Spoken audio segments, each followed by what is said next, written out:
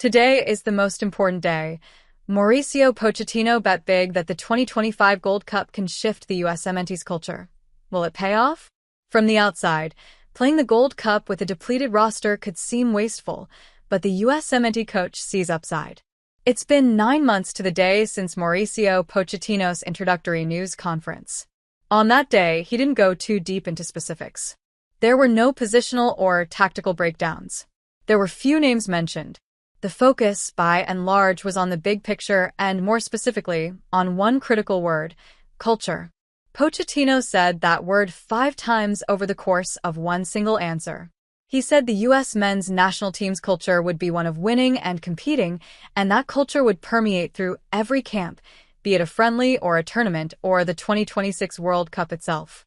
"I think the most important thing is to create something special," he said back in September. To feel something when you arrive to the national team. It's not that the players come, and not just because you get called in, we're going to play. No, we're going to compete, and to compete is completely different than to play. All these months later, the message has largely stayed the same. Unfortunately for Pochettino and U.S. soccer, the mood around the team has changed. The USMNT limp into this summer's Gold Cup shorthanded and, more importantly, on something of a low. They've lost 4 straight matches, all at home, the first time that's happened since 1988, and, to put it into Pochettino's own words, have done a lot more playing than competing in recent months. It's at least partially due to circumstances. Recent friendly defeats against Turkey and Switzerland came amid a flood of player absences, with Christian Pulisic's controversial decision to rest this summer the most notable. As the dominoes continued to fall on that front, Pochettino's summer plans pivoted, turning this Gold Cup run into a trial by fire for many of those on the fringes. This summer could have been a trophy run to build momentum 1 year out from the World Cup. Instead, it's turned into something with far more risk.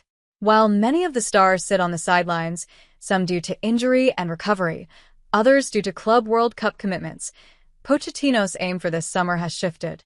The hope is that this younger, hungrier group steps in, shows some fight, and reminds those watching from home of what it means to play for the national team. The idea is that they set a tone that carries on through.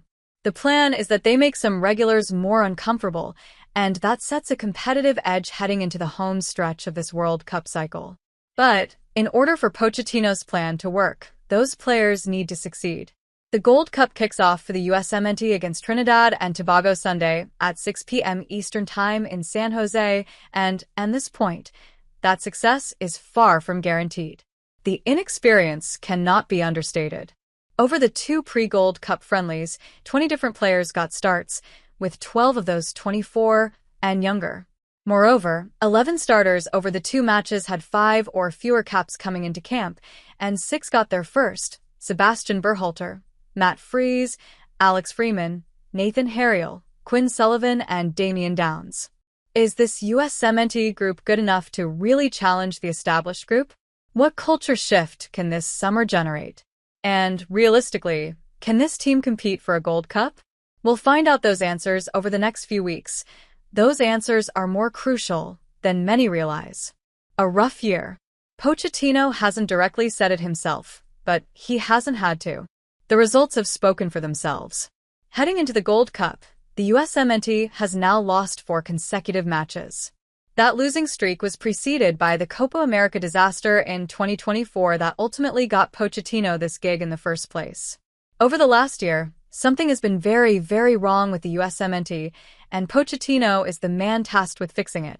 Pochettino's record since taking over the team last year is a pedestrian 5-5, and he is the first USMNT coach to lose 5 of his first 10 since Lothar Osiander from 1986 to 88.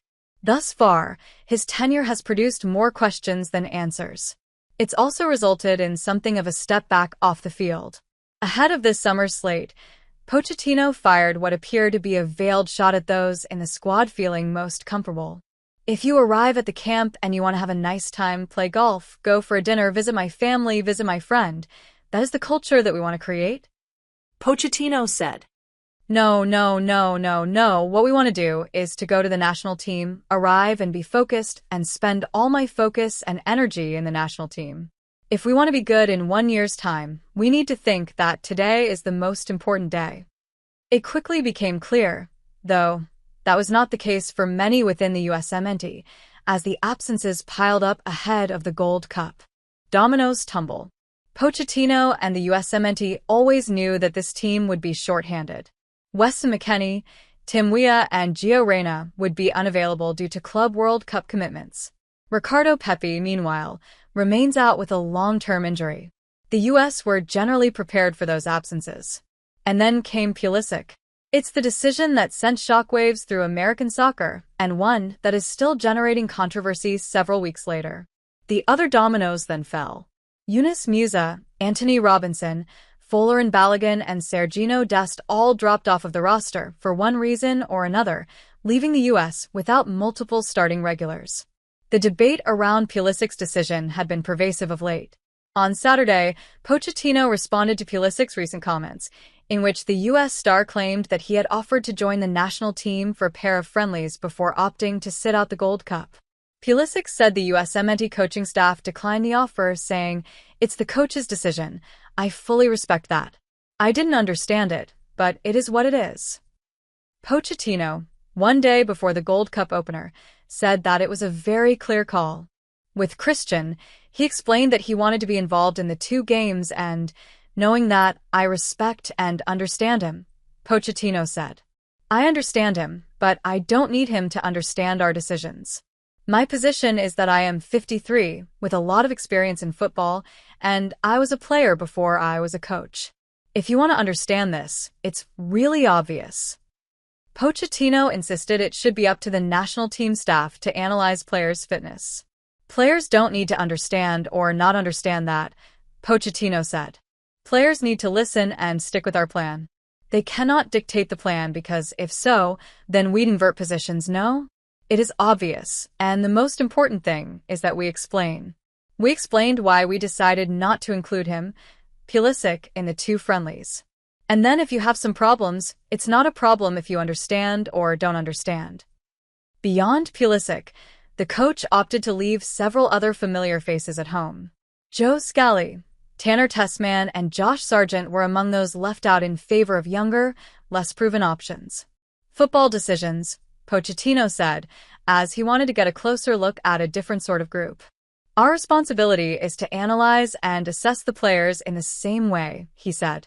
We cannot assess a player because he is playing in one team, playing in Europe, or playing the MLS, in one team or another, no?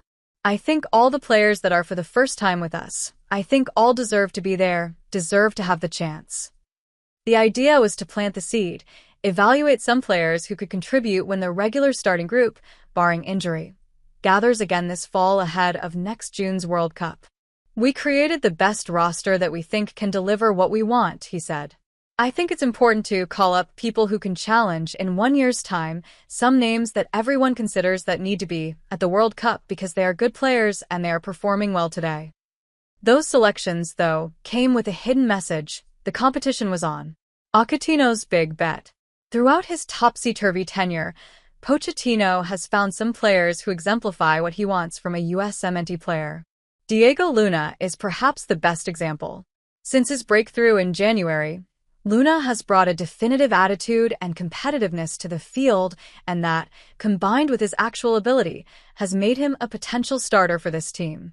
The hope for this Gold Cup, then, was to find more Diego Lunas, more players that were hungry, more players that didn't have the comfort of caps on their resume. Pochettino's big bet was simple. If he could get this young group through this summer while many of his regulars watched on, the bar would be raised for those regulars when they do return.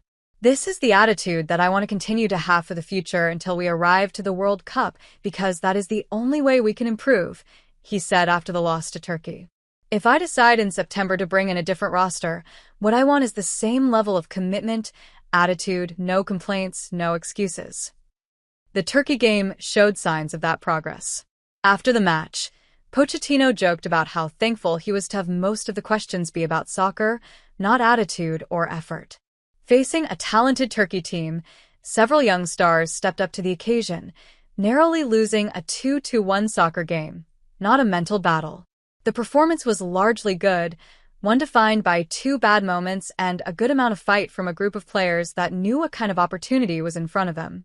Then came the Switzerland game on Tuesday, the one that recalibrated what the summer can look like.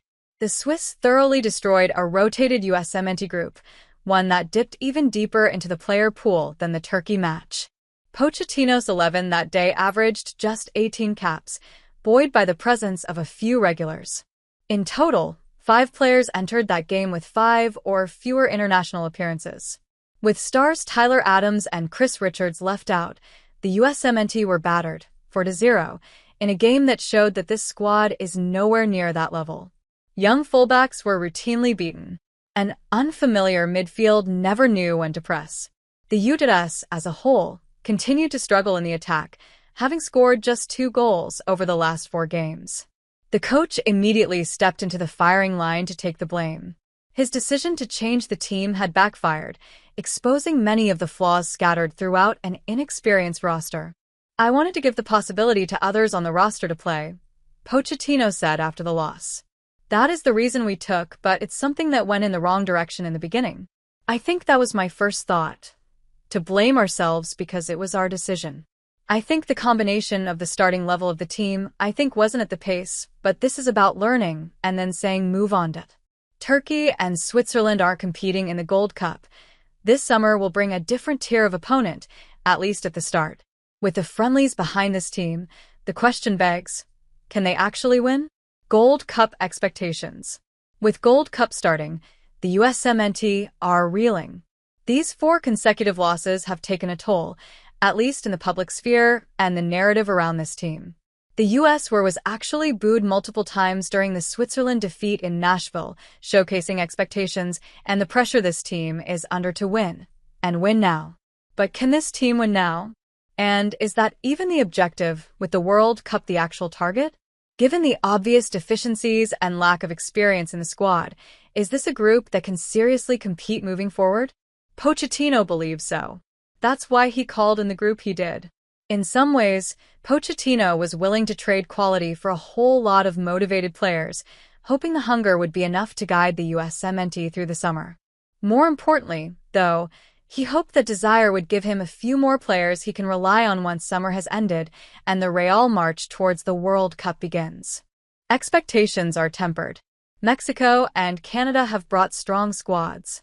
Jamaica, too, have plenty of talent. Panama have become the USMNT's arch-nemesis, beating them both in Copa American and Nations League, while Saudi Arabia, one of the USMNT's group opponents, beat champions Argentina at the World Cup less than 3 years ago. This summer, the US aren't among the favorites. They're in that tier just behind. So, what constitutes success?